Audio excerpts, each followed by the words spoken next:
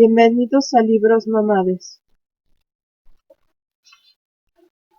Continuamos con la Eneida, libro 7, Guerra en el Lacio. Tú, Cayeta, nodriza de Eneas, también diste con tu muerte renombre para siempre a nuestras playas. Todavía el honor que te rinden preserva tu morada de reposo. Aún en la gran Hesperia, si algo vale esa gloria, tus huesos continúan designando el lugar con tu nombre. Cumplidas las exequias rituales, elevado el túmulo en su honor, el fiel Eneas, cuando cobra la lámina del hondo mar su calma, despliega velas y abandona el puerto. Van soplando las brisas en la noche, la blancura radiante de la luna favorece su rumbo, el mar riela a su trémula luz, pasan cerca rasando las orillas de la tierra de Circe, la opulenta hija del sol, donde en sus arboledas nunca holladas no cesa de resonar eco de los cantos. En su mansión fastuosa arde el cedro odorante, relumbrando en la noche mientras pasa y repasa crujiente lanzadera. Entre los hilos de su tenue trama perciben altas horas de la noche. Furiosos rugidos de leones que reluchan por romper sus cadenas, y los gruñidos de híspidos berracos y de osos enjaulados, y el ulular de lobos de pavorosa traza. a todos ellos la crueldad de la divina Circe, con sus hierbas de mágico poder, trocó de aspecto humano en figuras y cuerpos de alimañas, por salvar a los justos troyanos de tamaña desventura.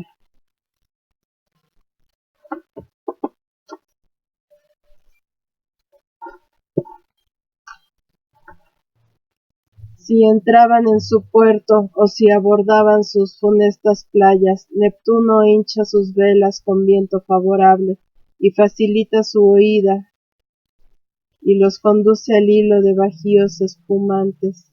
Ya empiezan a empururar el mar rayos de luz y ya la gualda aurora relumbra en la altura del cielo y en su rosado carro de 2 tiros, cuando amainan los vientos y cesa de repente hasta el más leve soplo de la brisa.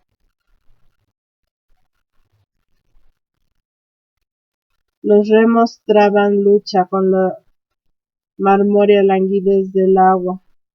Entonces desde el mar columbra Eneas un inmenso bosque. Por entre la arboleda, el apacible curso, el río Tíber girando en remolinos, amarillento en su mucha arena, va irrumpiendo en el mar, en torno a su corriente, revolando sobre él variadas aves amigas en su orilla de su cauce. Embelezan el aire con su canto, tienden el vuelo por el bosque. Eneas manda a sus compañeros virar el rumbo y enfilar las proas hacia tierra, y penetra alborozado en el umbroso río.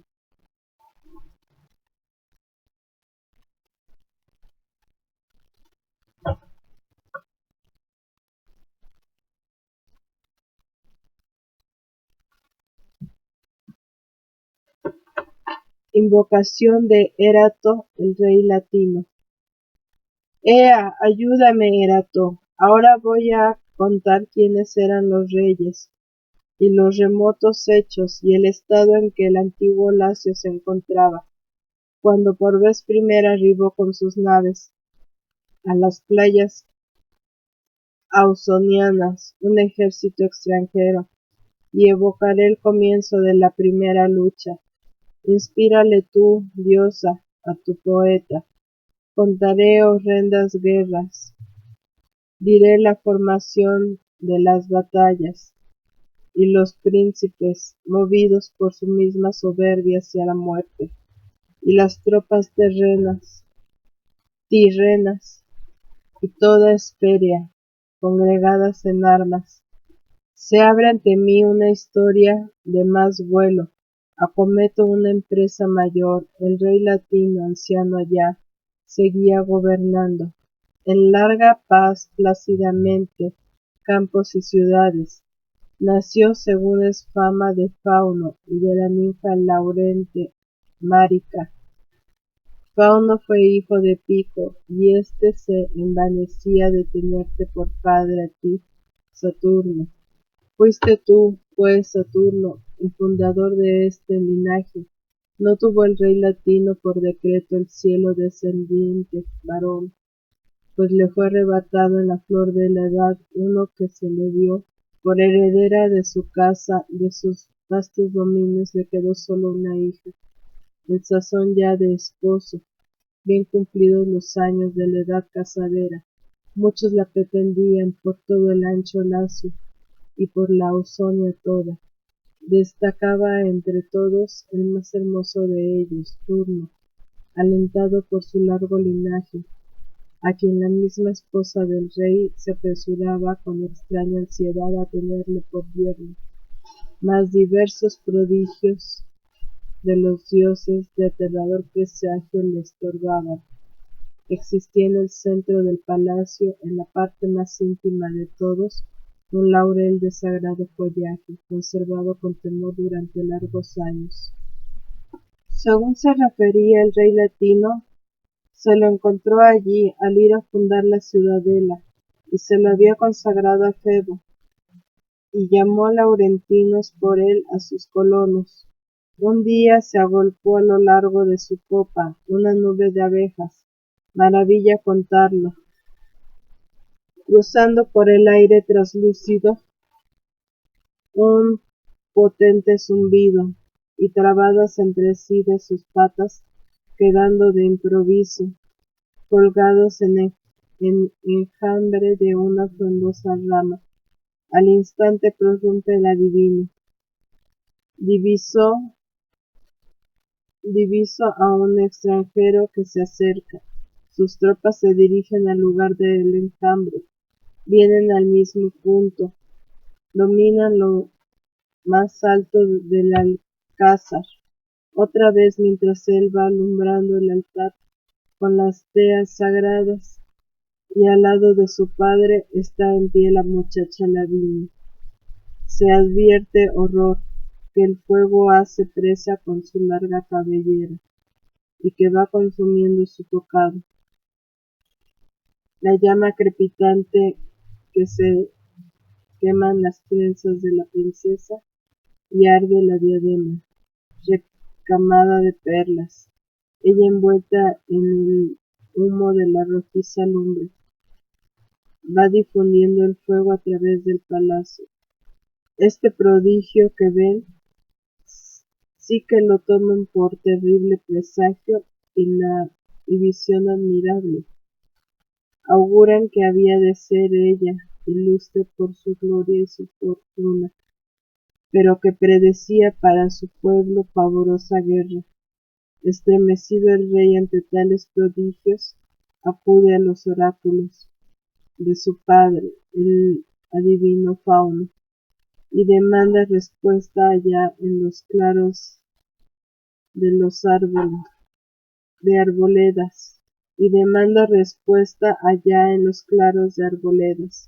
al pie mismo de la moheda albunea, el mayor de los bosques, donde resuena el eco de la fuente sagrada, y exhala de su umbría hedor mefítico. Allí acuden en busca de oráculos en sus dudas los pueblos ítalos y la tierra de Enotria toda.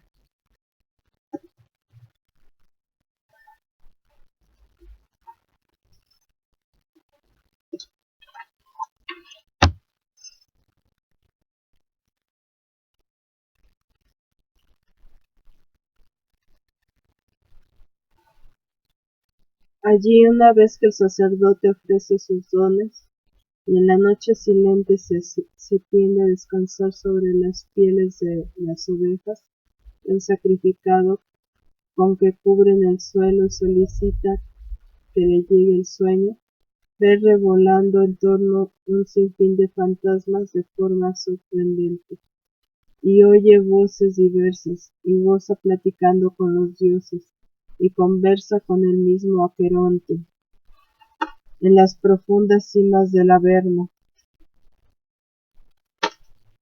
Allí fue donde entonces acudió una vez más el mismo rey latino, demandando respuesta, y allí sacrificaba según rito ovejas de 2 años, y así el rey entonces acostado en sus pieles y vellones extendidos por tierra, de repente le llega esta voz desde lo hondo del bosque: no trates, hijo mío, de casar a tu hija con esposo latino, ni tengas fe en el tálamo dispuesto.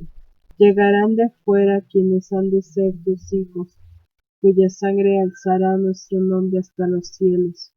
Verán los descendientes de su estirpe girar bajo los pies sometida a su mando. Cuánta tierra avista en su carrera el sol por uno y otro océano. Esta respuesta de su padre Fauno, como las advertencias que le hizo en el silencio de la noche, no se avino a guardárselas para sí el rey latino. Invocación a Erato, el rey latino. Arriban los troyanos al Tíber.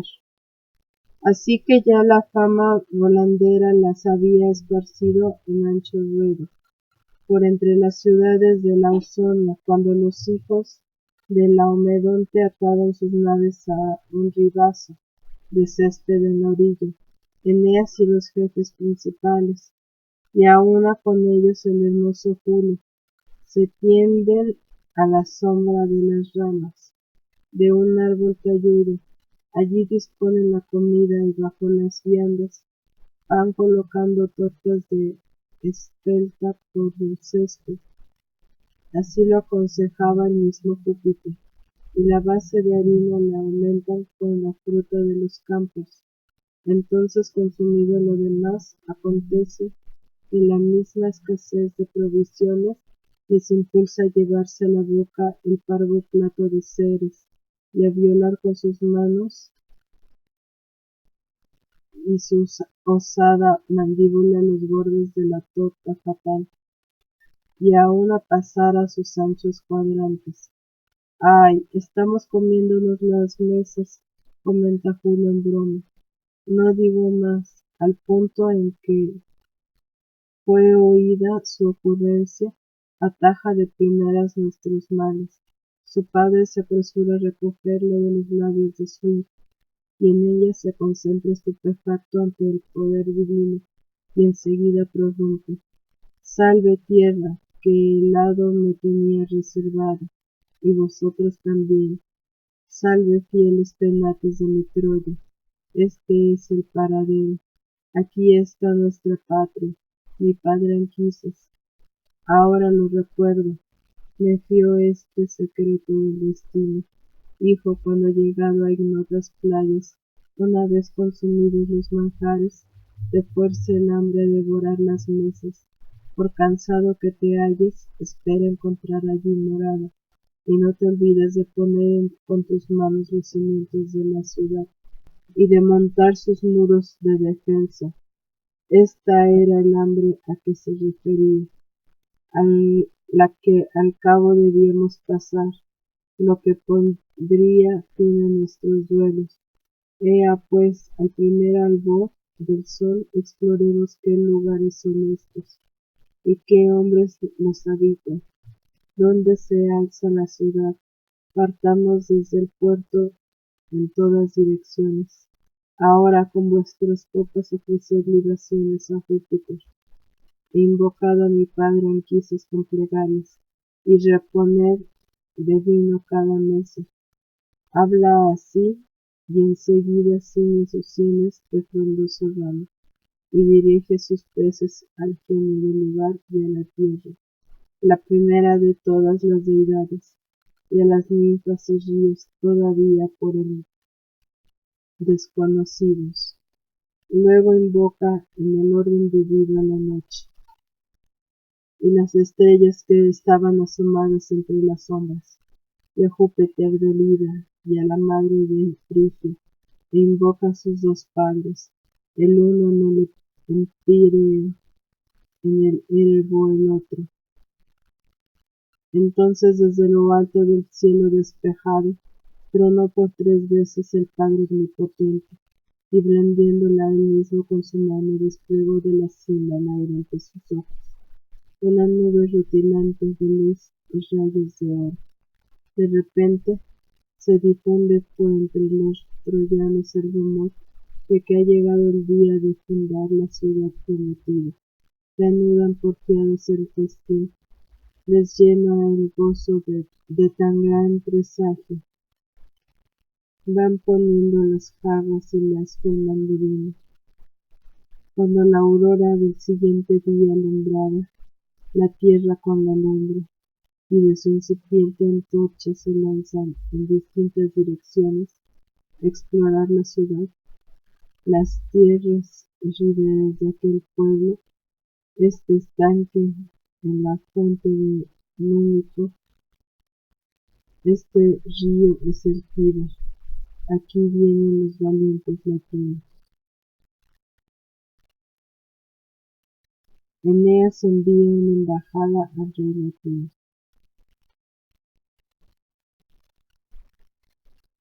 Manda entonces el hijo de Anquises que vayan sin legados, elegidos de distintos rangos, a la antigua ciudad del rey,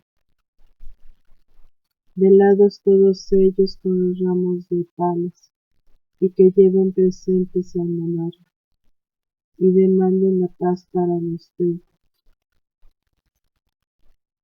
Al punto se apresuran a cumplir lo mandado. Marchan a paso raudo. Eneas, entretanto, va cavando una zanja somera para trazar el cerco de los muros, y emprende su obra allí, y asienta su primera morada en la orilla del mar, como si fuera un campamento, con almenada, valla y terraplén. Ya habían los legados recorrido el camino, ya avistaban las torres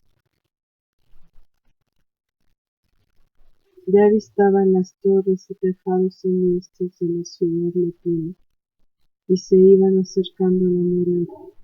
Delante de ella, niños hermosos en la flor de la primera edad se entregan a ejercicios.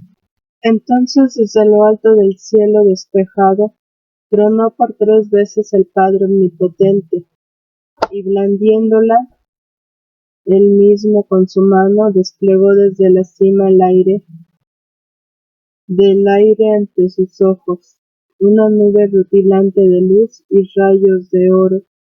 De repente se difunde por entre los troyanos el rumor de que ha llegado el día de fundar la ciudad prometida. Reanudan porfiados el festín, les llena el gozo de tan gran presagio. Van poniendo las jarras y las colman de vino, cuando la aurora del siguiente día alumbraba la tierra con la lumbre de su incipiente antorcha. Se lanzan en distintas direcciones a explorar la ciudad, las tierras y riberas de aquel pueblo. Este estanque es la fuente de Númico. Este río es el Tíber. Aquí viven los valientes latinos. Eneas envía una embajada al rey latino. Manda entonces el hijo de Anquises que vayan 100 legados, elegidos de los distintos rangos de la augusta ciudad del rey, velados todos ellos con los ramos de palas, y que lleven presentes al monarca, y demanden la paz para los teucros. Al punto se apresuran a cumplir lo mandado. Marchan a paso raudo. Eneas, entretanto, va cavando una zanja somera para trazar el cerco de los muros, y emprende su obra allí, y asienta su primera morada a la orilla del mar, como si fuera un campamento, con almenada, valla y terraplén. Ya habían los legados recorrido el camino, ya avistaban las torres y tejados siniestros de la ciudad latina, y se iban acercando a la muralla. Delante de ella niños y mozos en la flor de la primera edad se entregan a ejercicios ecuestres y domeñan los carros entre nubes de polvo, o van tendiendo los briosos arcos, o hacen girar sus brazos, los flexibles venados, o compiten en carreras a pie o en luchas cuerpo a cuerpo. Cuando avanza a caballo un mensajero y lleva a oídos del anciano rey que han llegado unos hombres talludos, de extraña vestimenta, manda el rey los inviten a palacio. Toma asiento en el centro, sobre el trono de sus antepasados, El Palacio Laurentino Pico era edificio de majestuosa traza espaciosa, enhiesto en 100 columnas, se alzaba en las alturas de la ciudad.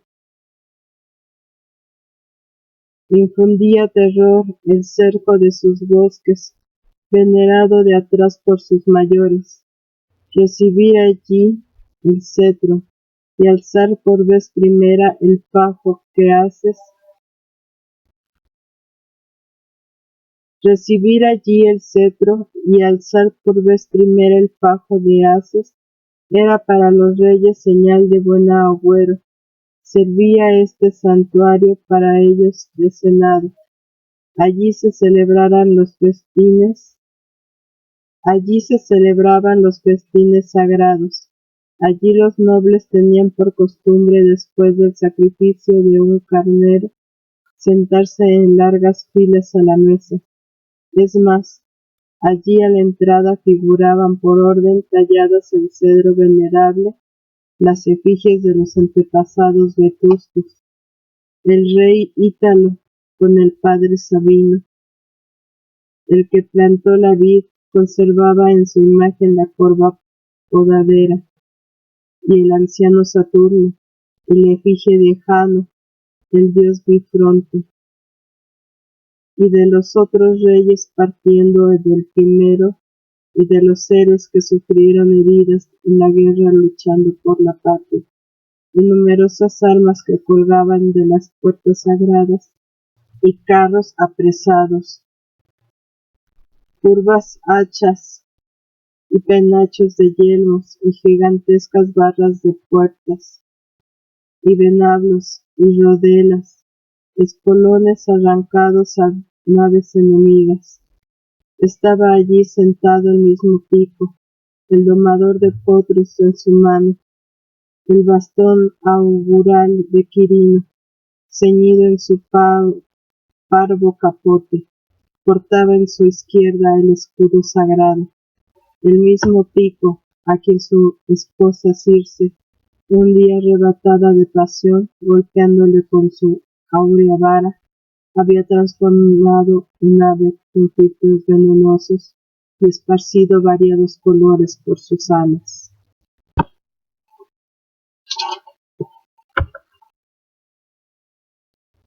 Tal era el templo de los dioses, donde tomando asiento el rey latino en el trono paterno, invitó a presentarse ante sí a los troyanos.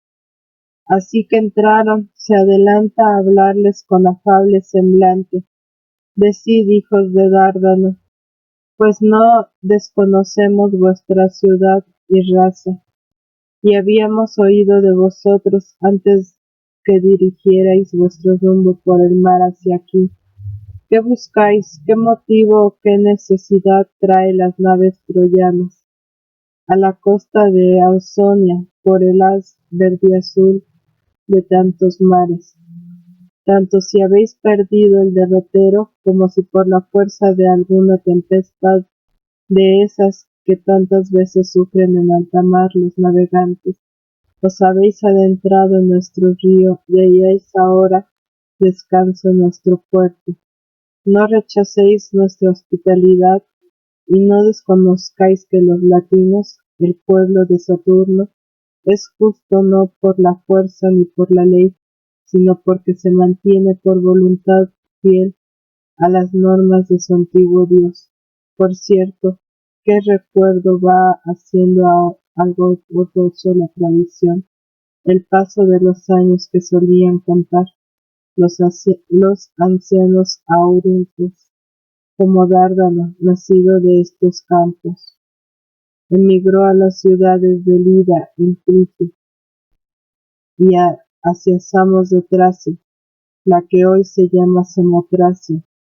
Él partió pues de aquí, de la ciudad tirrena de Corinto, el mismo al que ahora acoge en un trono al palacio dorado del cielo rutilante de luceros, y con él acrecienta el número de altares de sus dioses. Cesó de hablar y contestó Ilioneo a sus palabras. rey descendiente egregio de Fauno, ni negra tempestad nos ha acosado con sus olas, y ha llegado a forzarnos a arribar a sus tierras. Ni ha habido estrella alguna que nos hiciera hallar rumbo, ni playa. Deliberadamente, por propia voluntad, hemos llegado a su ciudad. Hemos llegado a tu ciudad, desterrados de un imperio, el mayor que le era dado al sol, contemplar otro tiempo en su carrera desde el confín remoto del Olimpo. De Júpiter procede nuestra estirpe. La juventud dardania se ufana de tener por abuelo al mismo Júpiter. Del augusto linaje de Júpiter proviene nuestro rey, Eneas el troyano, el que nos ha mandado a tu palacio. Qué furioso huracán desatado por la cruel Micenas, irrumpió por los llanos del Ida, y qué encono ha de lado concitó el choque de dos mundos, el de Europa y el de Asia.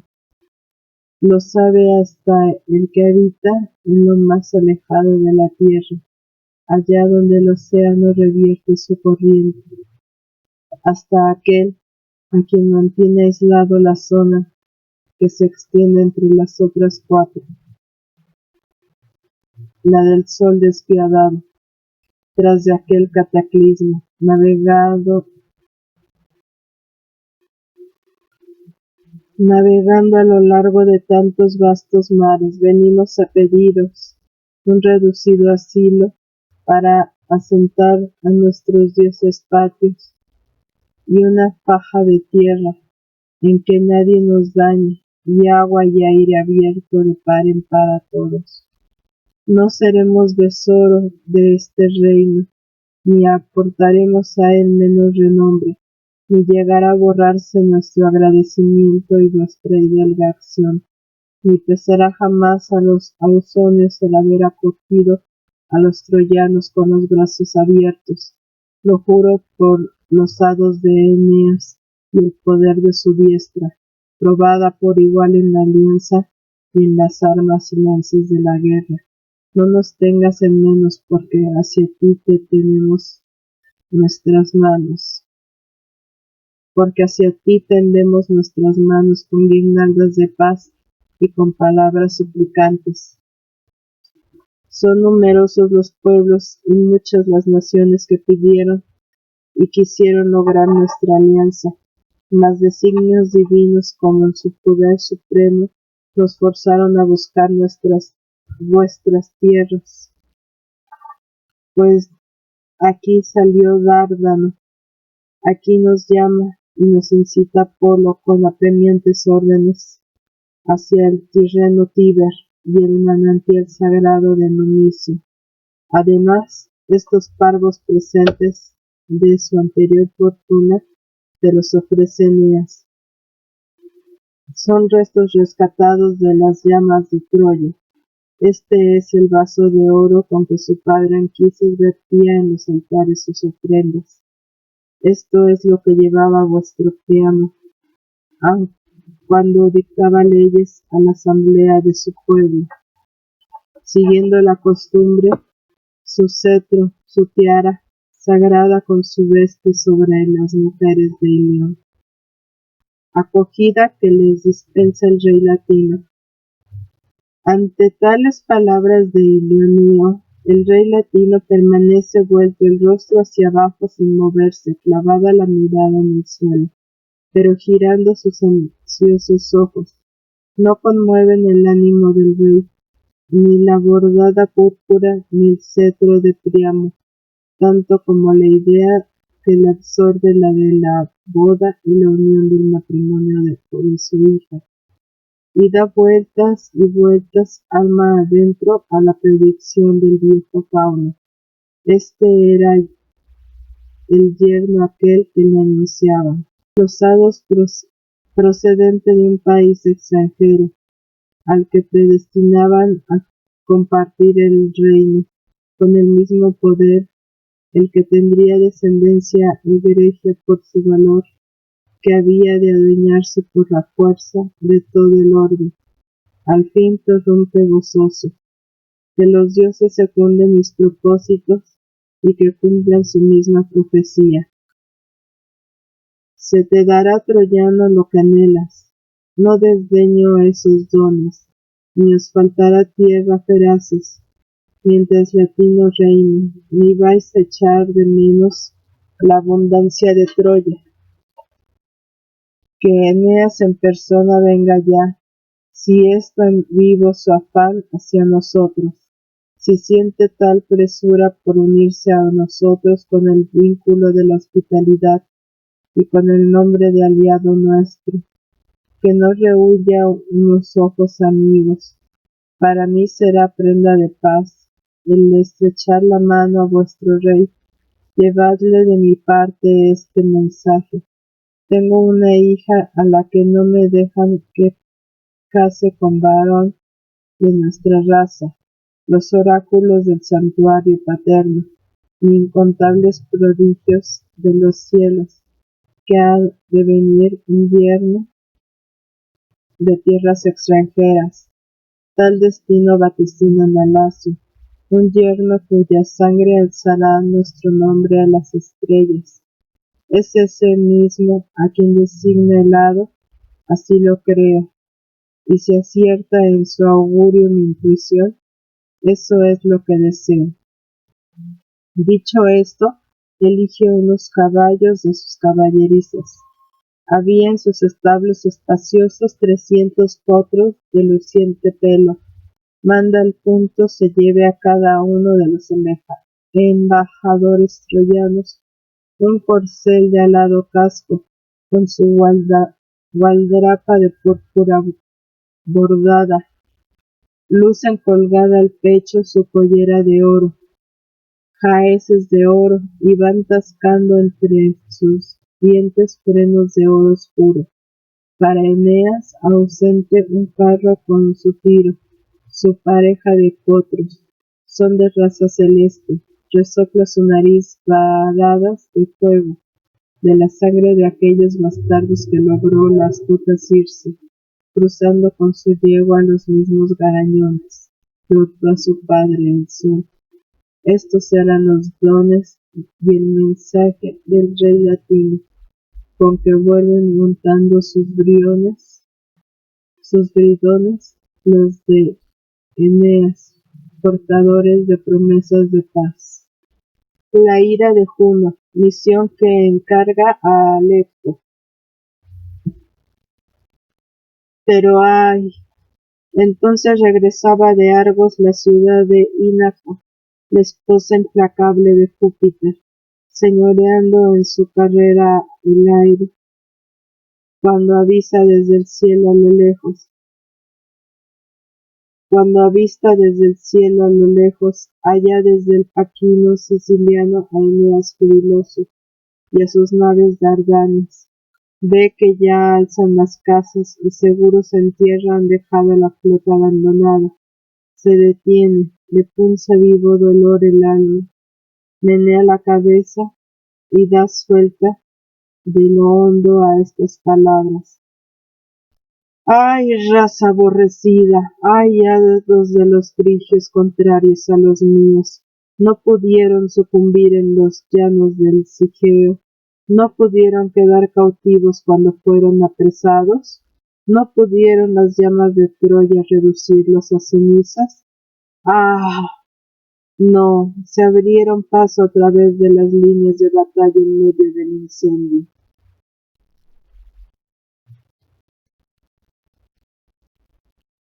Sin duda mi divino poder yace rendido, o he saciado ya mi odio y me he dado al descanso, pero si cuando fueron lanzados de su patria he tenido el valor de perseguirlos en furia por las olas y oponerme a su huida a lo largo del mar, en vano se ha gastado con los teucros todo el poder del mar y de los cielos.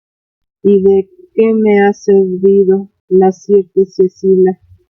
¿De qué la inmensa embocadura del Caribdis han hallado el refugio deseado? en el cauce del Tíber, sin cuidarse del mar ni de mí misma. Marte logró acabar con la gigante raza de lápidas, el mismo padre de los dioses entregó la antigua Calidón a las iras de Diana. ¿Qué crimen cometieron los lápidas? ¿Mereció Calidón castigo tan cruel? Y yo, la augusta esposa de Júpiter, ¿qué he podido, ay de mí, no dejar nada que no osara, que a todo me he lanzado, y me veo vencida por Eneas? Pues a mí, valimiento de diosa, no es bastante poderoso ir en busca de ayuda. Donde quiera sin vacilar, si no logro mover a los dioses del cielo, moveré en mi favor al Aqueronte. No se me da, lo admito, separarle de los reinos latinos. Queda fijo por designio del hado que Lavinia ha de ser esposa suya, pero puedo dar largas e ir imponiéndole trabas a ese empeño, y puedo desgarrar a jirones los pueblos de ambos reyes, que paguen la alianza de yerno y suegro a precio de vidas de los suyos. Recibirás en dote sangre troyana y rútula muchacha. Belona está aguardándote por madrina de boda. No es la hija de Ciseo la única que concibe en su seno una tea y da a luz llamas nupciales. También Venus alumbra un nuevo Paris, y habrá antorchas de muerte otra vez en la Troya que renace.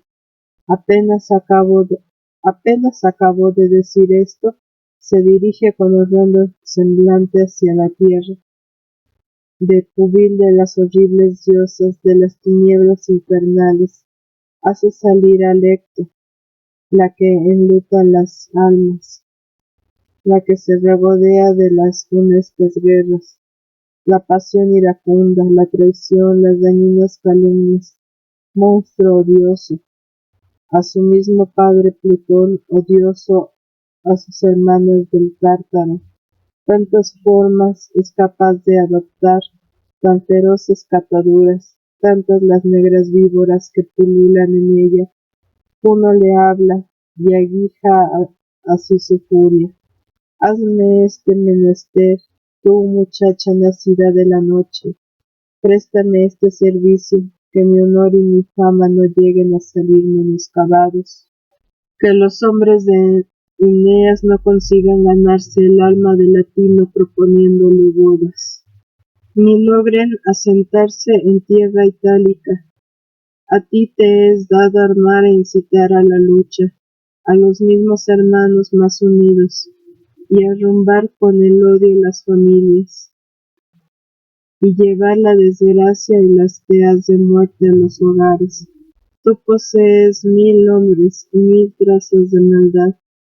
Fuerza tu alma fecunda, desgarra la alianza concertada, siembra gérmenes de guerra, que a la par ambicionen, que pidan, que arrebaten los jóvenes las armas. Alecto sin demora, embebida del veneno de las gorgonas, se dirige al Lacio, al prominente alcázar del monarca laurentino, y en silencio planta cerco, al vestíbulo de Ámata, ante el arribo de los teucros y la boda de Turno. Hervía allí la reina con su nudo de angustia, de ira mujeril, contra ella lanza Alecto una sierpe,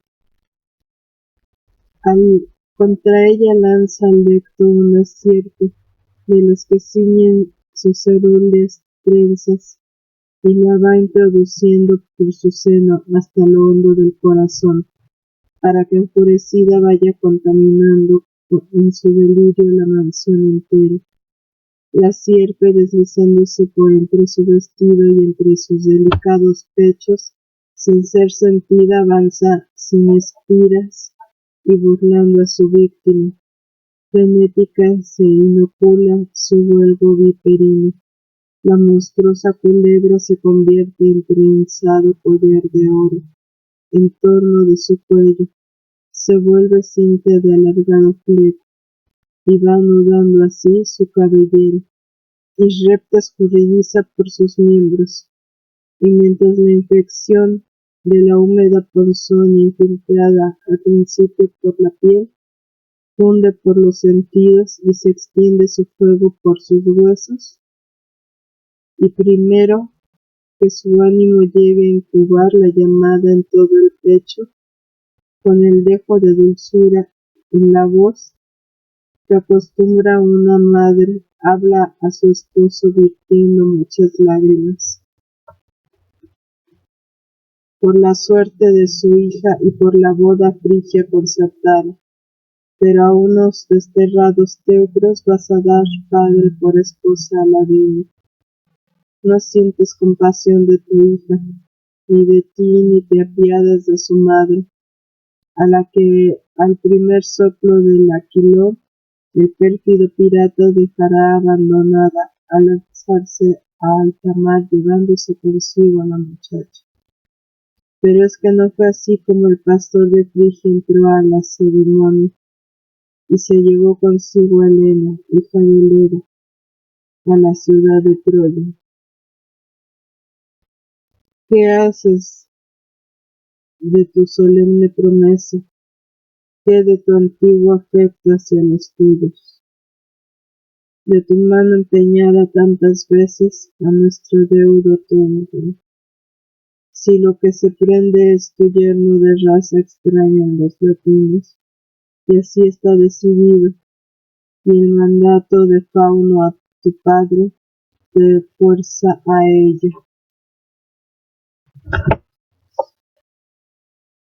Considero, por cierto, tierra extranjera toda a la que nos alza nuestro mando, y creo que esto dice la predicción divina, y así se busca el origen primero de su linaje.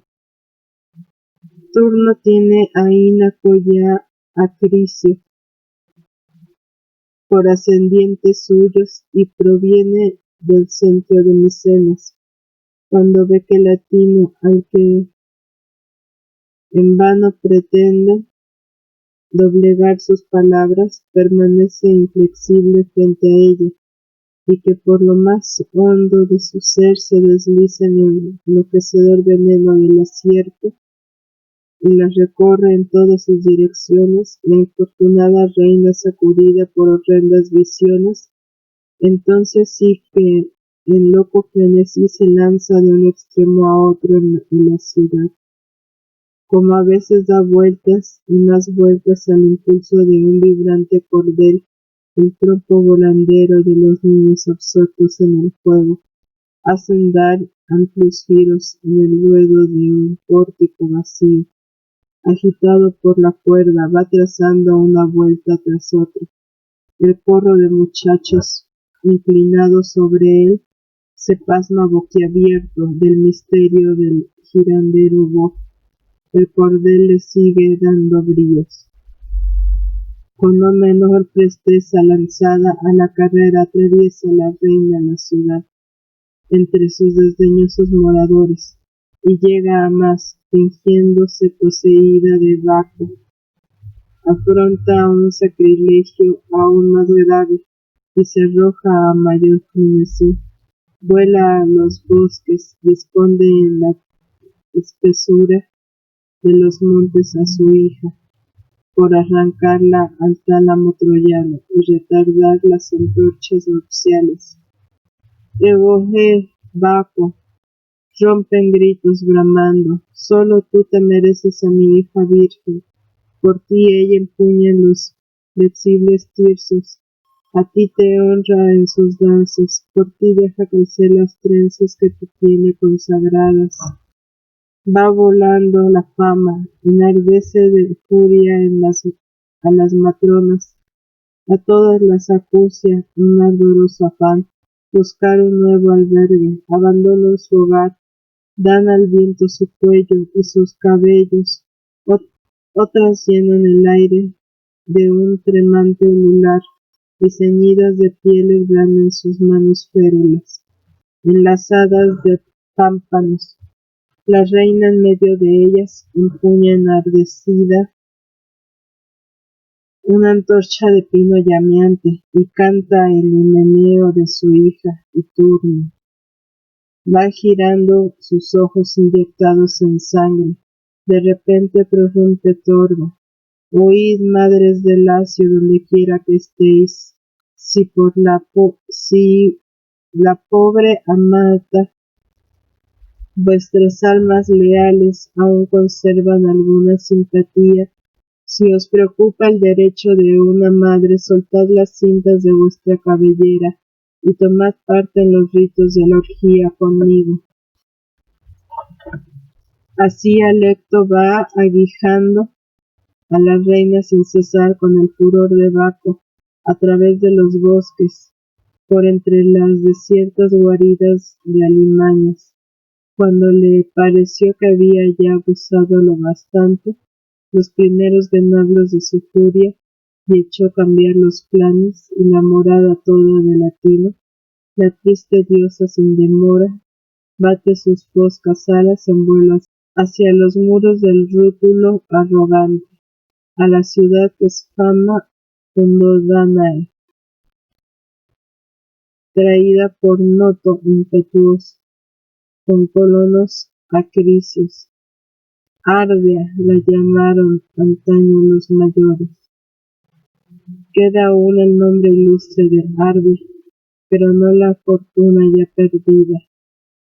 Turno, allí en su palacio de elevada techumbre, gozaba de su sueño. Mediaba a la sazón la negra noche.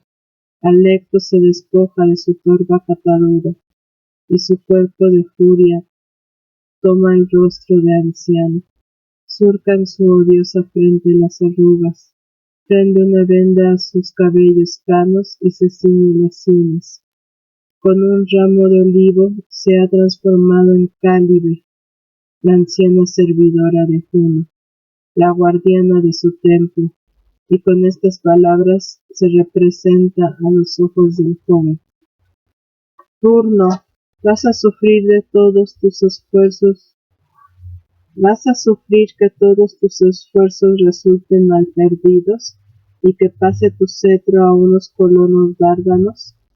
Te niega el rey la boda y la dote ganada con tu sangre, y se busca para el reino un heredero extraño.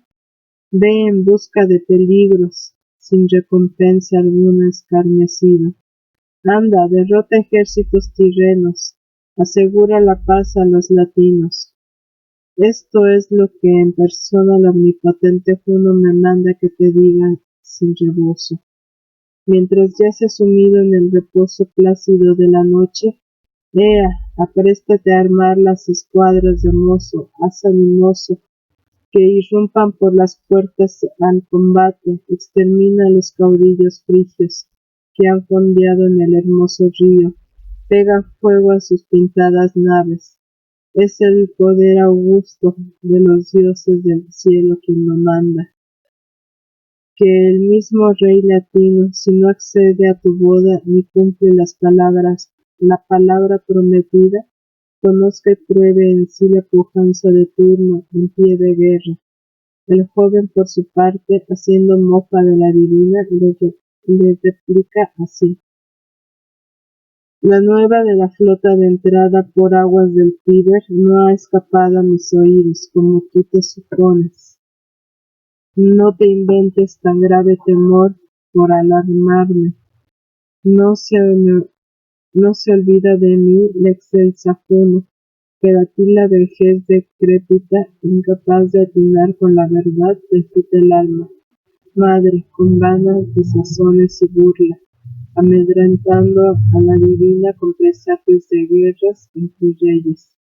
Tu tarea es cuidar de las imágenes y templos de los dioses, que los hombres que son los que han de hacer la guerra se encarguen de la guerra y de la paz. Cuando un súbito temblor se adueña de sus miembros, quedan rígidos sus ojos. Tantas sierpes le sirvan a la Erinis, tan monstruosa apariencia va cobrando, Entonces, revolviendo sus ojos llameantes, rechaza al mozo que vacila y que pugna por continuar hablando. Dos sierpes se le erizan al lecto entre su cabellera y restalla su látigo, y su boca espumante prorrumpe. Pues bien, aquí estoy yo, vencida por los años, incapaz de atinar con la verdad, la anciana que amedrentan los presagios de guerra entre reyes. Vuelve la vista aquí, vengo de donde moran mis horrendas hermanas. Porto guerras y muertes en mi mano. Así diciendo, arroja la antorcha contra Turno, y su sombría lumbre envuelta en humo se la clava en el pecho. Un monstruoso pavor sobresalta su sueño. El sudor que le brota a lo largo del cuerpo va calando sus miembros y sus huesos. Armas pide, retiene enloquecido, busca armas por su lecho y por su cámara. Rabia de sed de hierro, del malvado frenesí de la guerra, y ante todo de cólera, como cuando la llama de un ramajo hacinado crepita con fuerte restallido por los costados de un caldero hirviente, y se enfurece dentro del líquido humeante, y rompe en borbollones de espuma, hasta que los bordes ya no aguanta más, hasta los bordes ya no aguanta más. Dentro su hervor y el oscuro vapor va volando en los aires. Así Turno, profanando la paz, mansa a la flor de sus guerreros, que preparen las armas y se dirigen contra el rey latino, que defiendan Italia y arrojen de su tierra al enemigo, que va a enfrentarse a teucros y latinos. Y diciendo esto invoca el favor de los dioses, los rútulos porfian, animándose ansiosos a la lucha. A éste le trae la gracia sin par de la belleza y juventud de Turno, aquel su alcurnia regia, al otro las gloriosas hazañas de su brazo. Nuevo ardid de Alecto, Ascanio hiere al siervo de Silvia. Mientras inflama Turno de ardimiento y coraje a los rútulos, Alecto agita sus estigias alas en vuelo hacia los teucros. Al hilo de la costa con una nueva traza va oteando el paraje, donde el hermoso Julo acostaba a las fieras con redes y batidas. De repente la muchacha infernal infunde rabia súbita a sus perros, transmitiéndoles el olor que les es bien conocido, para que enardecidos acosen a un venado. Esta fue la primera causa de sus desgracias, la que asusó sus almas campesinas a la guerra. Era un ciervo de arrogante belleza, de profusa cornamenta. Arrebatándolo de entre las mismas ubres de su madre, lo criaban los hijos, y el mismo padre Tirno, el que pastoreaba los rebaños del rey, y tenía a su cargo la custodia de sus extensos campos. Silvia, la hermana, lo había acostumbrado a obedecer sus órdenes, y con todo su amor festoneaba sus cuernos, trenzándoles guirnaldas primorosas y peinaba al agreste animal, y lo bañaba en cristalina fuente.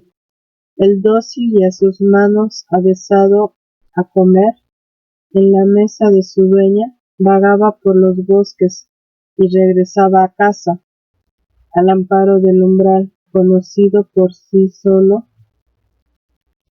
aunque fuera la noche bien entrada. Aquel día, mientras el ciervo lejos vagaba descarriado, la jauría de Julo, quien andaba cazando, lo acosó enfurecida. Cuando iba el animal dejándose llevar por la corriente del río, y se aliviaba del calor al amparo del verdor de la orilla, encendido del ansia de la eximia proeza. Ascanio enderezó la saeta pensando en corvo cuerno. No le faltó a su diestra vacilante, la ayuda de la divinidad, pues la caña disparada con pujante estridor penetró por el vientre y los ijares. Herido el animal, huye a ampararse a la casa que le era conocida, y se adentra gimiendo en el establo ensangrentado, llena, como implorando auxilio, con sus quejidos la morada entera. Antes que nadie, Silvia, la hermana, golpeándose los brazos con las palmas de las manos, pide ayuda, y va llamando a gritos a los rudos campesinos. Acuden ellos de improviso, que está oculta la furia repugnante en los silentes bosques. El uno arbola un tizón aguzado a la lumbre, el otro carga al hombro una nudosa estaca. Lo que encuentra a su paso cada cual, su misma furia lo convierte en arma. Pirro, que estaba entonces hendiendo un roble en cuartos con el filo de unas cuñas, empuña un hacha y jadeante de ira alza en armas su escuadrón. La fiera diosa, en tanto avisora desde su atalaya la ocasión de daño, tiende el vuelo al tejado del establo y de su misma cima. Da la señal de los pastores y con su corvo cuerno tensa su voz tartaria, que al instante estremece todo el bosque y el eco va sonando por las profundas cimas de la umbría. Lo oyó en su lejanía el lago de Trivia, oyó el albonar, el de sulfúreas aguas, los ontanares del Velino, y las madres temblando de pavor apretaban sus hijos a sus pechos. Al arrebato siniestro del cuerno acuden raudos en todas partes, arramblando las armas los indómitos labradores. La mocedad troyana abre el portón del campamento y manda por su parte ayuda a Ascanio. Ya han formado sus líneas de batalla. No es la suya pelea de labriegos, trabada con garrotes ni con chuzos. Aguzados al fuego, tratan de decidir la lucha. Hay hierro de dos filos. Por todo el llano se eriza negra mies de desnudas espadas. Fulge el bronce hostigado por el sol y irradia sus destellos a las nubes. Como cuando el primer soplo del viento comienzan ya las olas a albear, y el mar se va encrespando poco a poco, y encumbra su oleaje más y más, hasta que al fin de lo hondo del abismo se yergue hasta los cielos. En esto una saeta silbadora de la primera línea de batalla derriba en tierra al mozo Almón. Era el mayor de los hijos de Tiro, clavada en su garganta. Cortó la húmeda senda de su voz y fue ahogando la tenue vida de sangre. Yacen en torno de él numerosos cadáveres de guerreros, entre ellos el anciano Galesio. Cayó mientras trataba de poner paz entre ellos. No hubo otro hombre más justo ni más rico en los campos ausonios aquel tiempo. Eran 5 sus rebaños de ovejas, 5 eran las vacadas de vuelta cada día a sus establos, 100 arados hendían sus besanas, mientras sigue la lucha por los llanos con fuerzas pareadas, la diosa Alecto cuando ha empapado en sangre, la contienda cuando ha arrebatado en muertes la primera batalla, deja Hesperia y regresa por las auras del cielo y victoriosa. Con engreída voz habla así a Juno. Ya tienes, lo estás viendo, resuelta la discordia en triste guerra. Di que se reconcilien y pacten alianza cuando he tenido a los teucros en sangre ausona. Haré más todavía si me sigues mostrando tu firme voluntad. Arrastraré a la lucha, difundiendo rumores en los pueblos vecinos, y encenderé sus ánimos en ansia de loco amor guerrero, porque de todas partes acudan en tu auxilio. Iré cuajando de armas los campos. Pero Juno le replica: ya basta de terrones y de tretas, ya hay razones fundadas de contienda, ya combaten armados cuerpo a cuerpo, y las primeras armas que primero el azar les ha ofrecido están bañadas ya de sangre nueva, y que esa sea la alianza, y esas sean las bodas que celebran el descendiente egregio de Venus y el excelso rey latino. En cuanto a ti, que sigas vagando a tu albedrío por las celestes auras, no creo lo tolere el Señor poderoso, el que reina en la cumbre del Olimpo. Retírate de aquí, que si algún nuevo trance sobreviene, yo lo remediaré. Así es como habla la hija de Saturno. Bate Alecto las alas, restallantes de sierpes, y dejando la altura de los cielos regresa a su morada del Cósito. En el centro de Italia, al pie de altas montañas, hay un paraje célebre, el valle de Amsanto, que la fama encarece a lo largo de tierras y más tierras.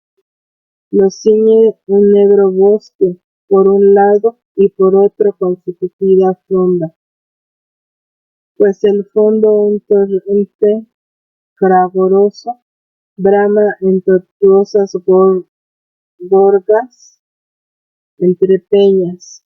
Se abre allí un antro horrendo, respiradero del cruel Plutón, y si un arma y una cima imponente, por donde el aqueronte desbordado va exhalando pestíferos vapores.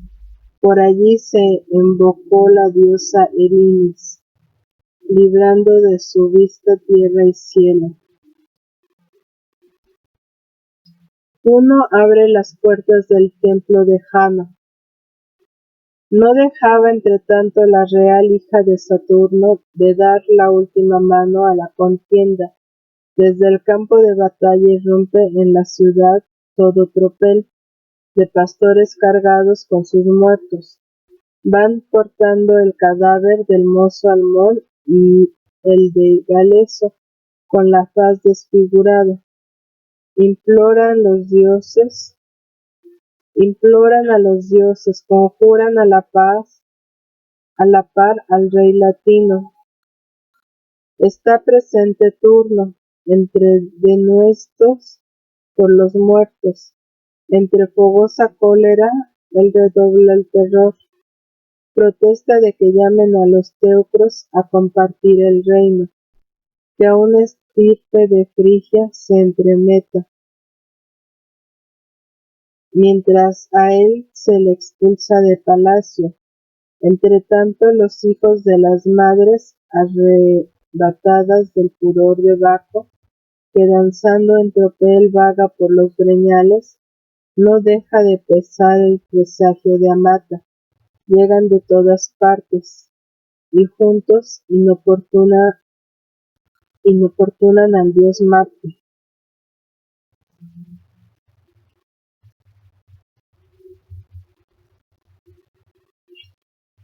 Y todos al instante, contra todo presagio, en contra de los hados divinos, frente a la voluntad de los dioses demandan una guerra execrable, y cercan a Porfia el palacio del rey.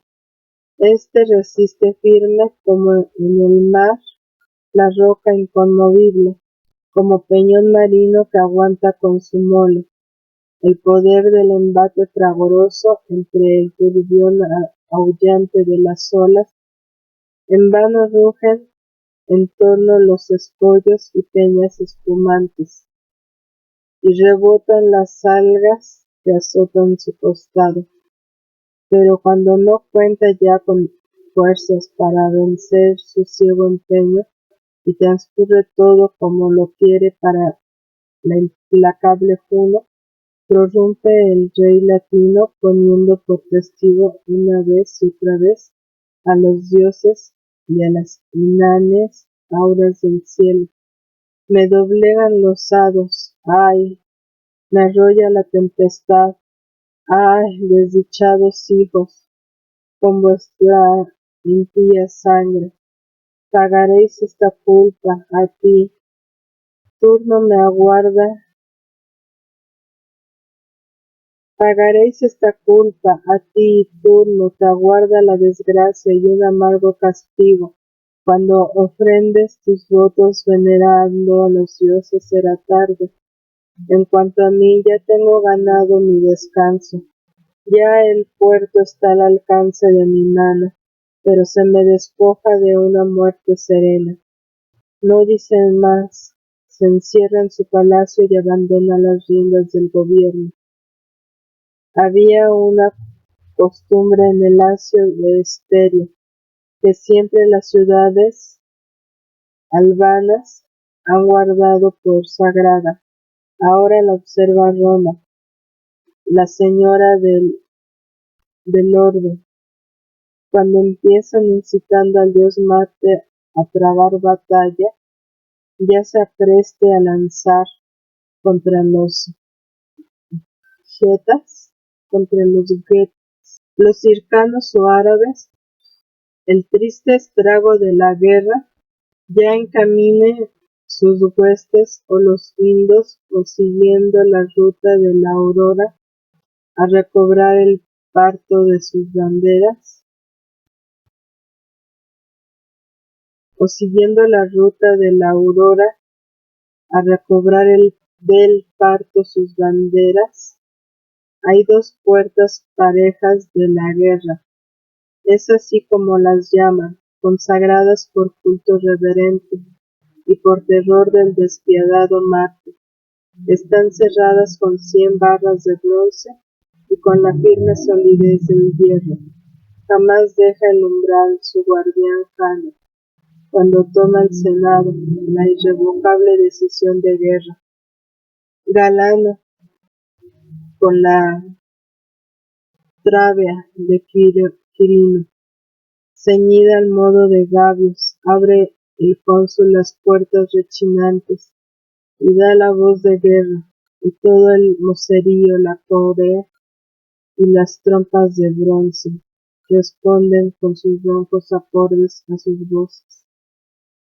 Con este mismo rito se hacía entonces fuerza al rey latino a declarar la guerra a Eneas y a los suyos, y a abrir las tristes puertas, pero el anciano padre se guarda de poner su mano en ellas, y volviendo la espada elude tan odioso menester, y se encierra en el ciego recinto de las sombras. Entonces, deslizándose del cielo, la reina de los dioses empuja con su mano la mole de las morosas puertas, gira el quicio y va haciendo saltar las férreas barras. Es un incendio ya toda la Ausonia, antes sosegada, antes inmóvil, unos se aprestan a correr la llanura como infantes, otros montando erguidos sus esbeltos potros galopan ardorosos entre nubes de polvo. Todos se dan a buscar armas, gruñen estos con pingüe grasa lisa, rodelas, y abrillantan los dardos. Va afilando el asperón las hachas, les da gozo portar los estandartes y escuchar el son de las trompetas. 5 grandes ciudades plantan yunques y forjan nuevas armas. La poderosa Atina y la engreída Tibur, Ardia, Brustumerio, la torreada Antemnas, Se acomodaban los paveses con alaves de sauce, se ahuecan yelmos que les protejan las cabezas, forjan otros corazas de bronce o laminan con plata maleable pulidas grebas, su alto precio por rejas y por hoces. Forjan otros corazas de bronce o laminan con plata maleable pulidas grebas, su alto aprecio por rejas y por hoces. Su amor a los arados ha venido a parar en esto. Se forjan en las fraguas las espadas legadas por sus padres, ya suenan los clarines con raudo arranque, ya desfilan contraseñas de guerra. Uno arrebata de su hogar el morrión, otro unce al yugo los potros que relinchan.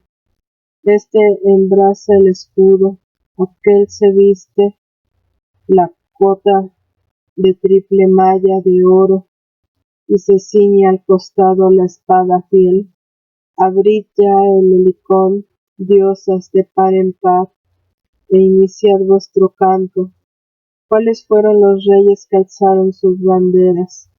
¿Qué tropas atestaron los campos de batalla? Siguiendo cada cual, ¿qué casa de guerreros floreció en la fecunda tierra itálica? ¿Qué guerras la abrazaron vosotras diosas? Lo tenéis presente y podéis retarlo, y podéis relatarlo a vuestro oído. Apenas ha llegado más que un hálito tenue de su fama. Desfile de los pueblos de Italia en ayuda de turno. El primero en emprender la guerra y armar sus escuadrones es el feroz Mecencio, el de impío desdén hacia los dioses. Llegado de las costas de Etruria, a su lado venía su hijo Lauso.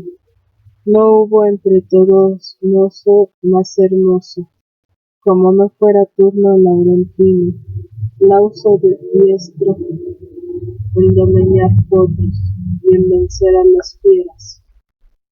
Viene al frente de 1000 hombres que en vano le han seguido de la ciudad de Águila, digno de mayor dicha de la que hubo bajo la tiranía de su padre, digno del mejor padre Mecencio.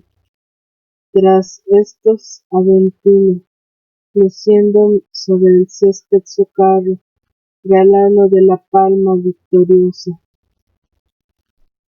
y en sus potros vencedores el hijo hermoso del hermoso Hércules, y en su escudo para el blasón paterno la hidra ceñida de un manojo de 100 sierpes.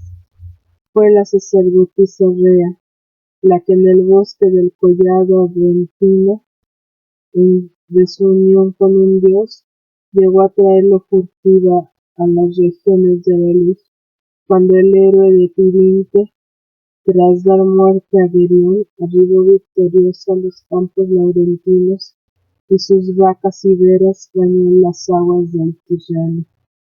Abrid ya el helicón, diosas de par en par, e iniciad vuestro canto.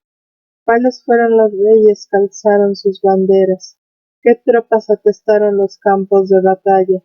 Siguiendo a cada cual, ¿qué casta de guerreros floreció en la fecunda tierra itálica?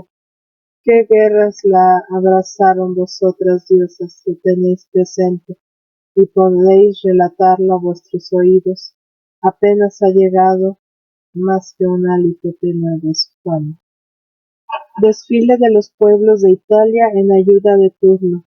El primero en emprender la guerra y armar sus escuadrones es el feroz Mecencio, el de impío desdén hacia los dioses.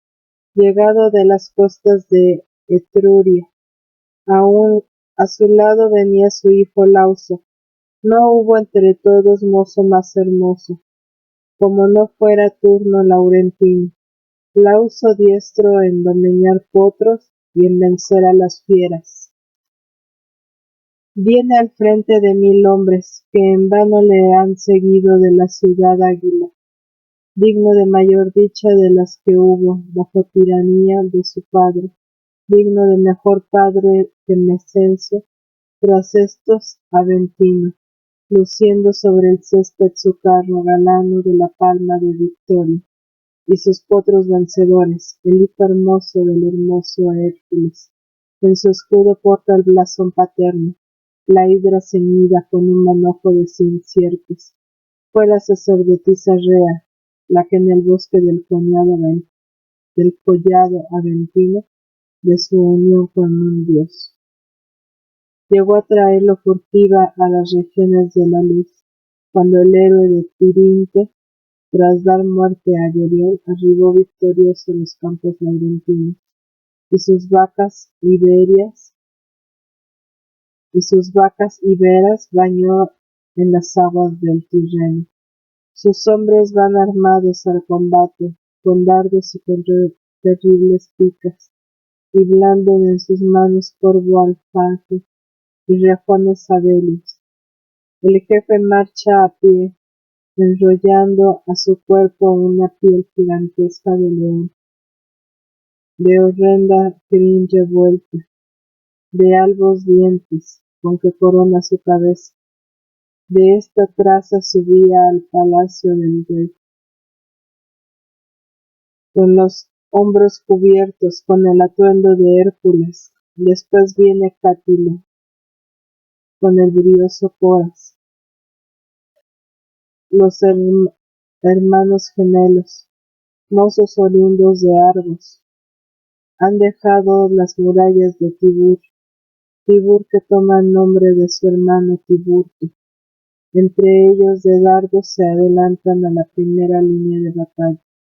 Parecen 2 centauros nacidos de las nubes, que descienden de la empinada cumbre, dejando atrás en su veloz carrera el Hómole y las nieves del Otris. Les cede el paso el gigantesco bosque, y ante ellos abatidos con potente fragor, cruje el ramaje, y no falla así Século, el que fundó Preneste, el rey que en todo tiempo se tomó por hijo de Vulcano, nacido entre el ganado allí en el campo, que había sido hallado sobre un yar, tendida un derredor la escolta, una legión de campesinos, los que pueblan la altura de Preneste, y allá en Gabios las tierras de Juno,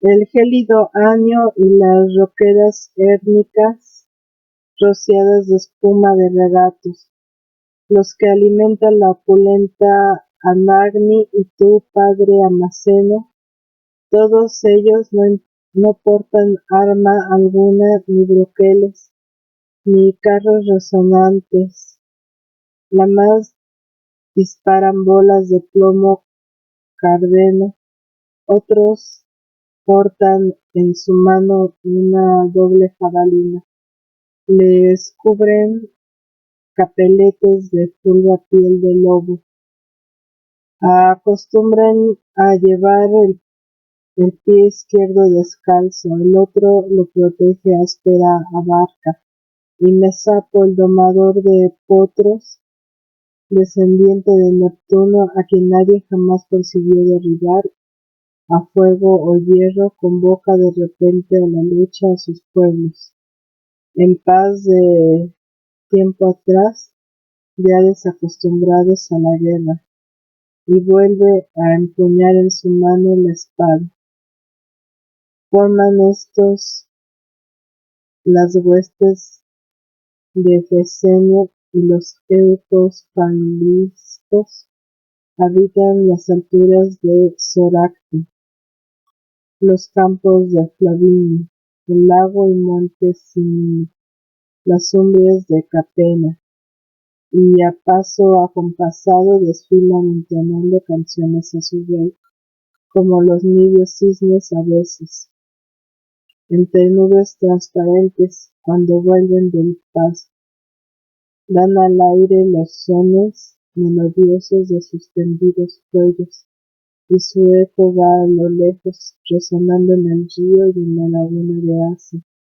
Ninguno tomaría tan ingente desfile por formación guerrera, entreverada de broncíneas armas. Lo creería, nube de vocingleras aves que raudas por el aire avanzan de la alta mar hacia la orilla. Ahora mirad a Clauso, el que lleva en sus venas vieja sangre sabina. Manda un nutrido batallón. Él solo vale por un nutrido batallón. Es el que ha propagado la tribu y parentela de los Claudios, desde que los sabinos forman parte de Roma. Con él viene una densa cohorte de Amiterno, los antiguos quirites, todo el tropel de fuerzas de Ereta y la olivífera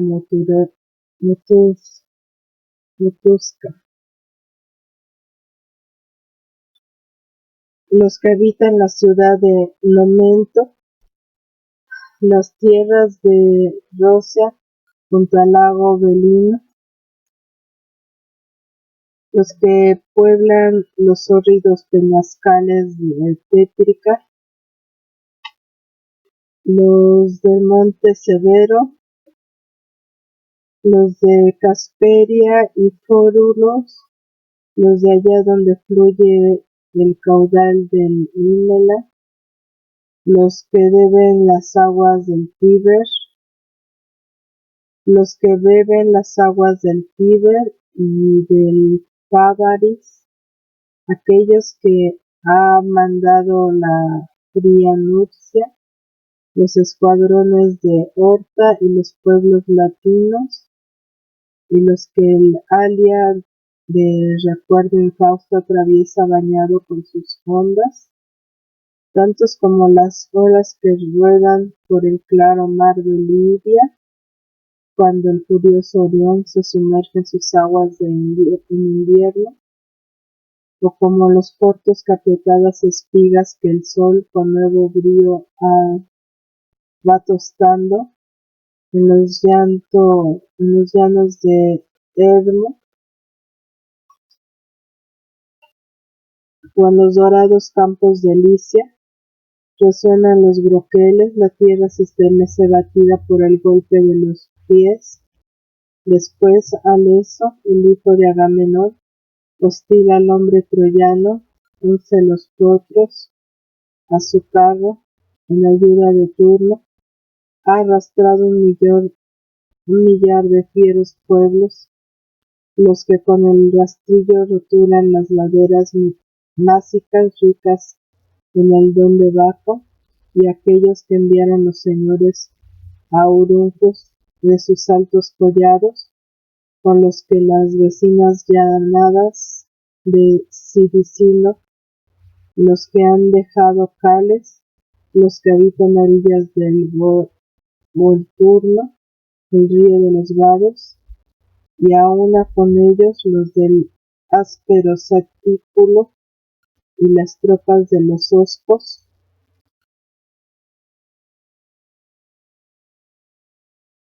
en su arma arrojadiza la jabalina de torneada punta, a la que por costumbre fijan flexibles látigos, cubre su brazo izquierdo pardo escudo de cuero, cuerpo a cuerpo luchan con corvo alfanje, y no vas a quedar, Ébano, sin mención en este canto, tú el hijo que a Telón, ya entrado en años, dio la ninfa Cébetis. Ningún cuentan cuando reinaba en Capri, la de los Teleboas, pero no satisfecho el hijo con los campos de su padre, ya entonces extendía su vasto poderío a los pueblos sarrastes y a los llanos. regados por el sarno, y a los que sí pueblan Rufras y Bátulo, y los campos de Celebna, y a los que desde lo alto ve la Alemada,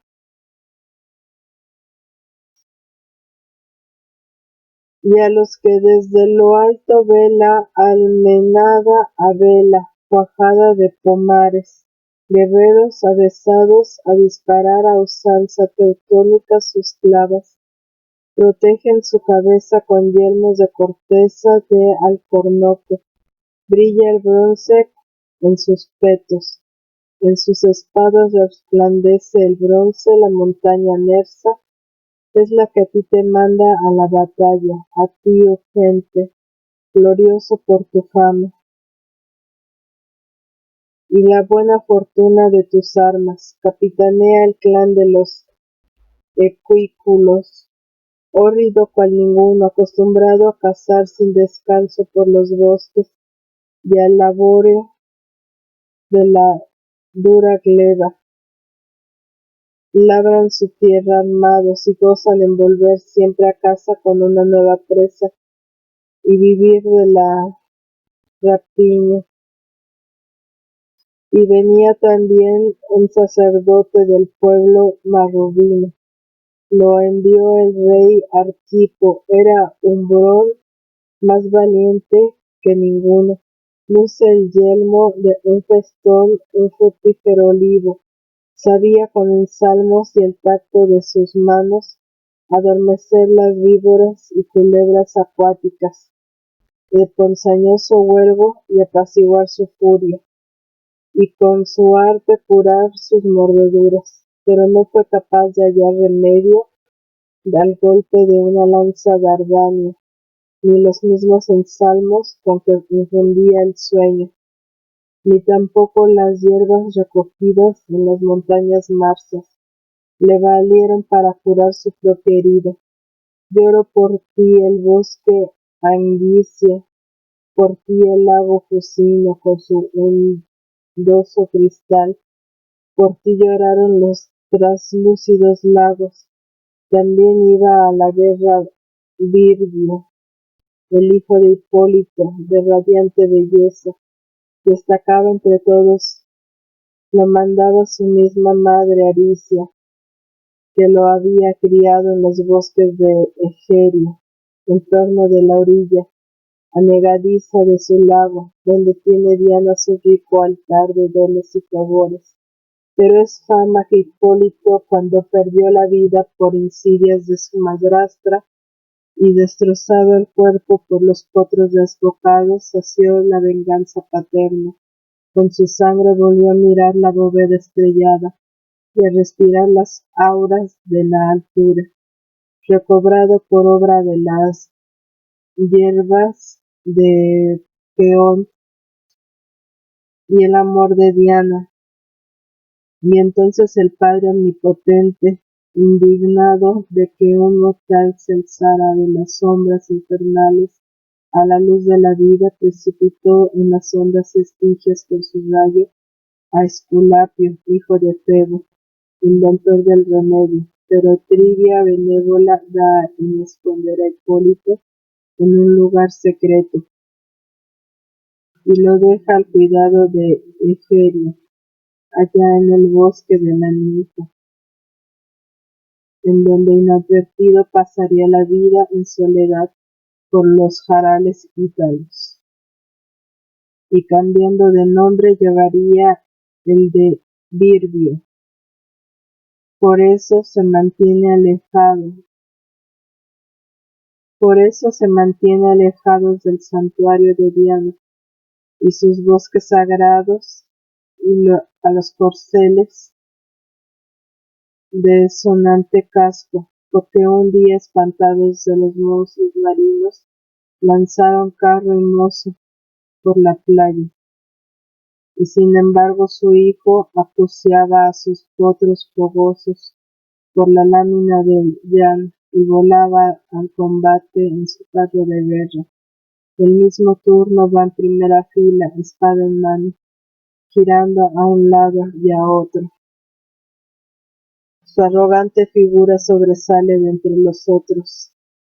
Toda su cabeza ondea en su morrión triple penacho, donde sostiene en alto una quimera, que arroja de sus fauces llamaradas de leche, y más rebrama el monstruo entre el furor de su siniestro fuego, cuanto más embravece la batalla desatada en raudales de sangre. Embellecía su pulido escudo io, tallada en oro, erguidos los cuernos, cubierta ya de pelo, vaca ya, portentosa invención, y Argo guardián de la muchacha, y su padre Inaco, vertiendo su caudal de cincelado cántaro. Sigue a turno una nube de peones con su broquel al brazo. Agrupados por toda la llanura son los mozos argivos y las bandas auruncos, y los rútulos y los viejos sicaños, y las tropas sacranas, los lábicos armados con pintados broqueles, los que labran los sotos de tu orilla, río Tíber, la sagrada ribera del Númico, y los que aladran con el arado los collados rútulos, el saliente de Circe y las campos de Anshur, de Júpiter, que Júpiter preside, y aquel claro de bosque verdegueante, delicia de Feronia, y allá donde reposa el sombrío marjal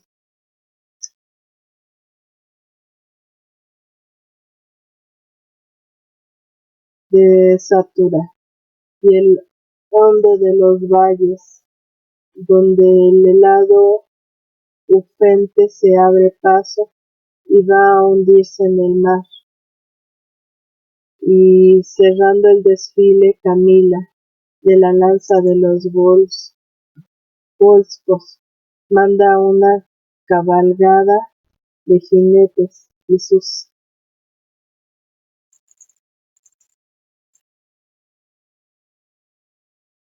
de la raza de los volscos, manda una cabalgada de jinetes, sus escuadrones de radiante bronce, la muchacha guerrera que no avesó sus manos femeninas a la rueca, ni al cestillo de lana de Minerva, pero curtió su cuerpo en rigor de los combates, y en la carrera a pie, hasta ganar la delantera al viento, volaría por encima de las cabezas de mies intacta, y su pie no heriría las frágiles espigas o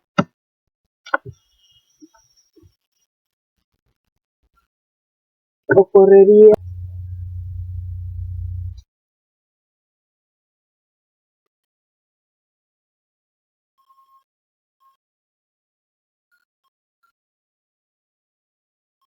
y cerrando el desfile Camila de la raza de los volscos, mandando una cabalgada de jinetes, sus escuadrones de radiante bronce, la muchacha guerrera que no avesó sus manos femeninas a la rueca ni al cestillo de lana de Minerva, pero curtió su cuerpo en el rigor de los combates, y en la carrera a pie hasta ganar la delantera al viento,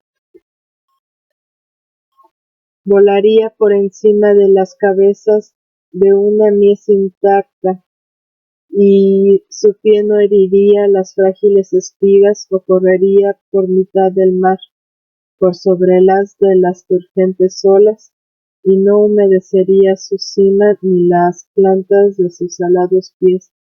Todo el tropel de mozos irrumpiendo de casas y de campos, y los corros de madres la contemplan absortos a su paso. Miran maravillados cómo el regio atavío de la púrpura cubre sus finos hombros, cómo lleva enlazados sus cabellos con su fíbula de oro, con qué donaire porta un carcaj licio y su cayado pastoril de mirto con el remate de ferrada lanza. Fue la sacerdotisa Rea la que en el bosque del Collado Aventino, de su unión con un dios, llegó a traerlo furtiva de las regiones de la luz, cuando el héroe de Tirinte, tras dar muerte a Gerión, arribó victorioso a los campos laurentinos y sus vacas iberas bañó en las aguas del Tirreno. Sus hombres van armados al combate con dardos y con terribles picas, y blanden en sus manos corvo alfaje y rejones abelinos. El jefe marcha a pie, enrollando a su cuerpo una piel gigantesca de león, de horrenda crin revuelta, de arbos dientes, que corona su cabeza. De esta traza subía al palacio del rey, con los hombros cubiertos con el atuendo de Hércules. Después viene Cátilo, con el brioso Poras, el hermano gemelo, mozos oriundos de Argos. Han dejado las murallas de Tibur, Tibur que toma el nombre de su hermano Tiburto. Entre nubes de dardos se adelantan a la primera línea de batalla. Parecen dos centauros nacidos de las nubes, que descienden en la empinada cumbre, dejando atrás en su veloz carrera el Hómole y las nieves del Otris.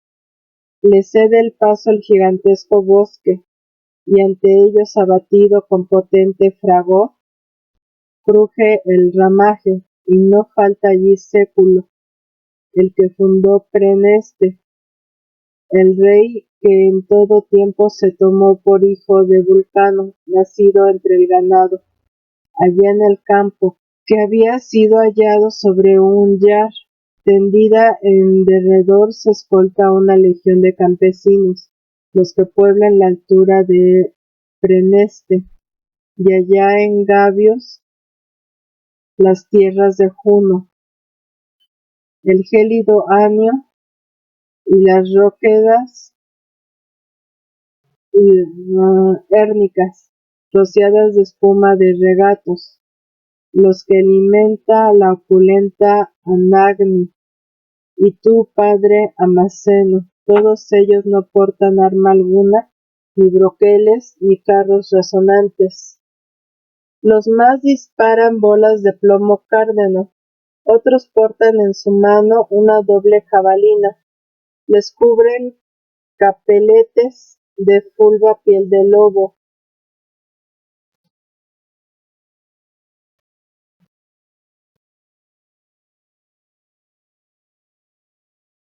Acostumbran a llevar el pie izquierdo descalzo, el otro lo protege áspera Abarca y Mesapo, el domador de potros, descendiente de Neptuno, a quien nadie jamás consiguió derribar a fuego o hierro.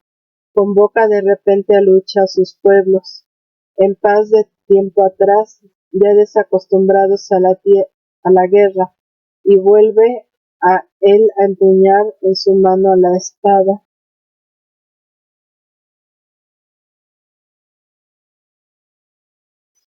Forman estos las huestes de Fesenio, y los ecos faliscos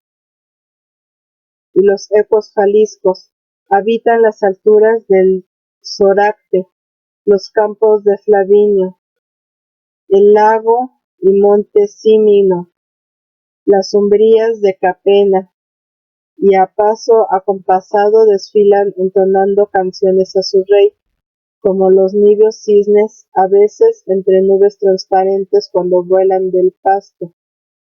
Dan al aire los sones melodiosos de sus tendidos cuellos, y su eco va a lo lejos, resonando en el río y en la laguna de Asia. Ninguno tomaría tan ingente desfile por formación guerrera, entreverada de broncíneas armas. Lo creería nube de vocingleras aves que, raudas por el aire, avanzan de alta mar hacia la orilla. Ahora mirad a Clauso, el que lleva en sus venas vieja sangre sabina, Manda un nutrido batallón, él solo vale por un nutrido batallón. Él es el que ha propagado la tribu y parentela de los Claudios desde que los Sabinos forman parte de Roma. Con él viene una densa cohorte de Amiterno, los antiguos Quirites, todo el tropel de fuerzas de Erecto y la olivífera Motusca, los que habitan la ciudad de Nomento,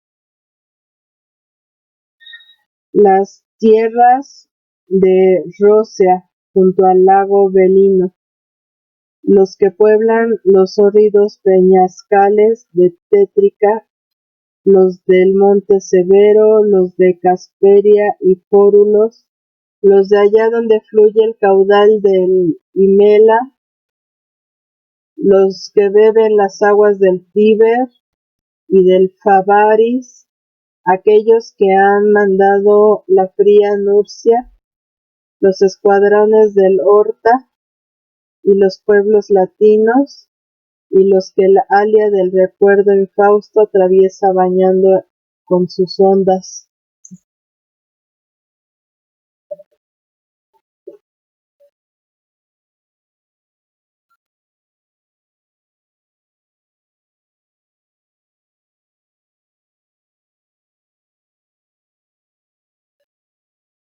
Los escuadrones de Horta y los pueblos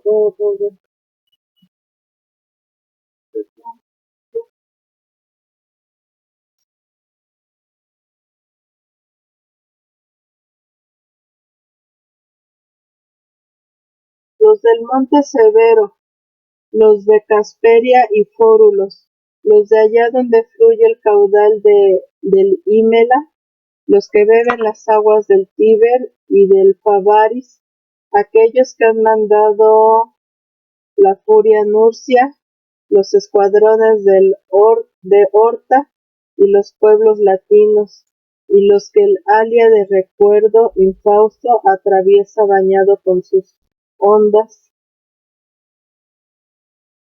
tantos como las olas que ruedan por el claro mar de Libia, cuando el furioso Orión se sumerge en sus aguas en invierno, o como los porros de apretadas espigas que el sol con nuevo brío va tostando en los llanos del Hermo o en los dorados campos de la Licia.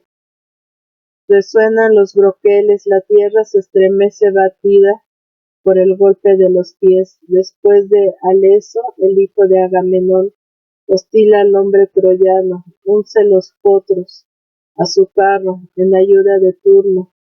Ha arrastrado 1 millar de fieros pueblos. Los que con el rastrillo torturan las laderas másicas ricas en el don de Baco, de aquellos que enviaron los señores a Auruncos de sus altos collados, o los de las vecinas llanadas de Siricino, los que han dejado Cales, los que habitan orillas del Volturno, el río de los Vados, y a una con ellos los del áspero Satículo y las tropas de los Oscos. Y en su arma arrojadiza la jabalina de torneada punta, a la que por costumbre fijan flexibles látigos. Cubre su brazo izquierdo, parvo escudo de cuero. Cuerpo a cuerpo luchan con corvo alfanje, y no va a quedar Évalo sin mención en este canto. Tú, el hijo que a Telón ya entrado en años dio la ninfa Cebetis, según cuentan cuando reinaba en Capri, la de los Teleboas. Pero no satisfecho el hijo con los campos de su padre, ya entonces extendía su vasto poderío a los pueblos sarrastres y a los llantos regados por el Sarno, y a los que pueblan Rufres y Bátulo, y los campos de Selemna, y a los que desde lo alto ve la almenada, a vela, cuajada de pomares, guerreros avesados a disparar a usanza teutónica sus clavas. Protegen su cabeza con yelmos de coraza de alcornoque, brilla el bronce en sus petos, en sus espadas resplandece el bronce, la montañosa Nersa es la que a ti te manda a la batalla, a ti, Ufente, glorioso por su fama. Y la buena fortuna de tus armas capitanea el clan de los equículos, hórrido cual ninguno, acostumbrado a cazar sin descanso por los bosques y al laborio de la dura gleba, labran su tierra armados y gozan en volver siempre a casa con una nueva presa y vivir de la rapiña. Y venían también un sacerdote del pueblo marrubino,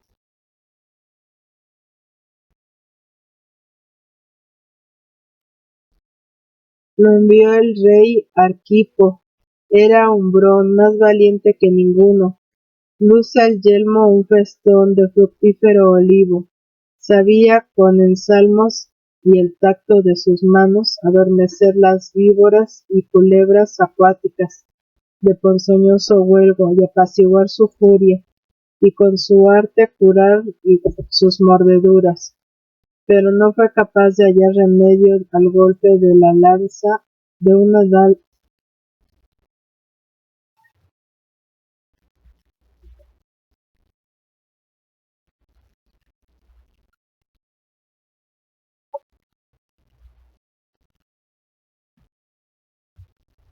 pero no fue capaz de hallar remedio al golpe de una lanza dardania, ni los mismos ensalmos con que infundía el sueño, ni tampoco las hierbas recogidas en las montañas marsas le valieron para curar su propia herida.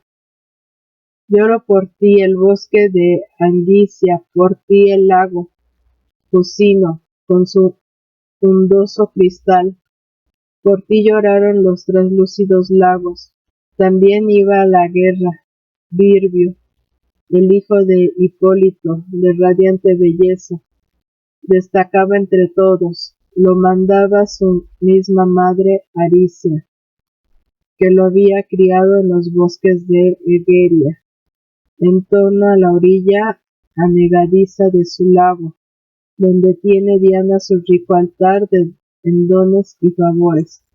Pero es fama que Hipólito, cuando perdió la vida por insidias de su madrastra y destrozado el cuerpo por los potros desbocados, sació la venganza paterna con su sangre, volvió a mirar la bóveda estrellada y a respirar las auras de la altura, recobrado por la obra de las hierbas de peón y el amor de Diana.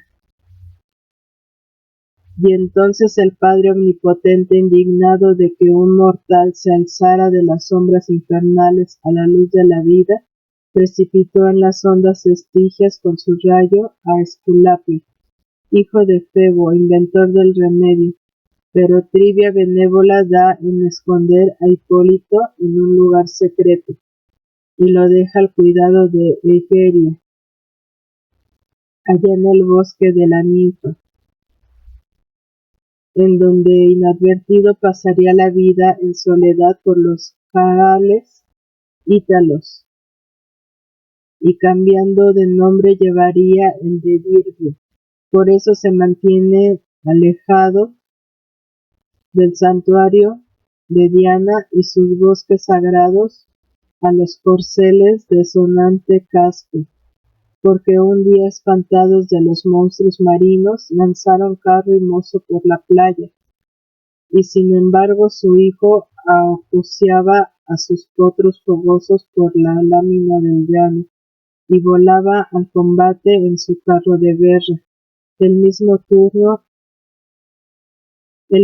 turno va en primera fila, espada en mano, girando a un lado y a otro.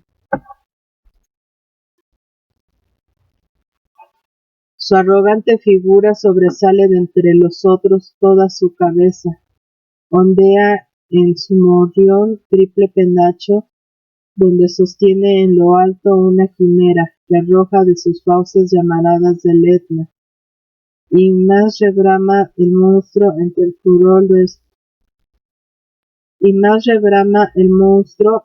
furor de su siniestro fuego, cuanto más se embravece la batalla desatada en raudales de sangre, embellecía su pulido escudo, y olla tallada en oro, erguidos los cuernos, cubierta ya de pelo, vaca ya portentosa invención, y Argo guardián de la muchacha, y su padre Ínaco, vertiendo su caudal de cincelado cántaro, sigue a turno una nube de peones con su broquel al brazo, reunidos por toda la llanura. Son los mozos argivos y las bandas de auruncos, y los rútulos y los viejos sicanios, y las tropas sacranas, los lábicos armados con pintados broqueles, los que labran los sotos de tu orilla, río Tíber, la sagrada ribera del Númico, y los que aladran con el arado los collados rútulos, el saliente de Circe y las tierras de Ansur, que Júpiter preside, y aquel claro de bosque verdegueante, delicia de Feronia, y allá donde reposa el sombrío marjal de Satura, y el hondo de los valles, donde el helado ufente se abre paso y va a hundirse en el mar, cerrando el desfile Camila, de la raza de los Volscos. Manda una cabalgada de jinetes, sus escuadrones de radiante bronce, la muchacha guerrera que no besó sus manos femeninas a la rueca, ni al cestillo de la lana de Minerva, pero curtió su cuerpo en el rigor de los combates, y en la carrera a pie, hasta ganar la delantera al viento, volaría por cima de las cabezas de una mies intacta, y su pie no heriría las frágiles espigas, o correría por mitad del mar, por sobre las de las turgentes olas, y no humedecería su cima ni las plantas de sus alados pies. Todo el tropel de mozos irrumpiendo de casas y de campos, y los corros de madres la contemplan, absortos a su paso. Miran maravillados cómo el regio atavío de la púrpura cubre sus finos hombros, cómo lleva enlazados sus cabellos, con su fíbula de oro, con qué donaire porta un carcajlicio, y su cayado pastoril de mirto con el remate de ferrada lanza.